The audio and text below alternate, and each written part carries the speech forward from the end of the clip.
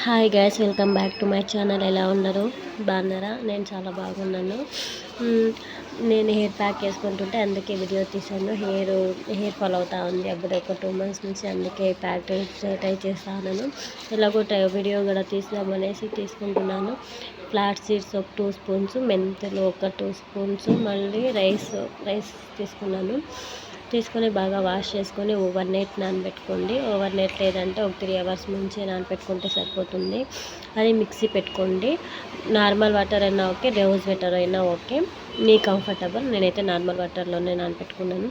Mixie వేసుకున్న తర్వాత అలా ఇంకో ప్రాసెస్ ఉంది. ఇంకో ప్రాసెస్ కావాలంటే నాకు కామెంట్ చేయండి, అది ఆ ప్రాసెస్ చూపిస్తాను.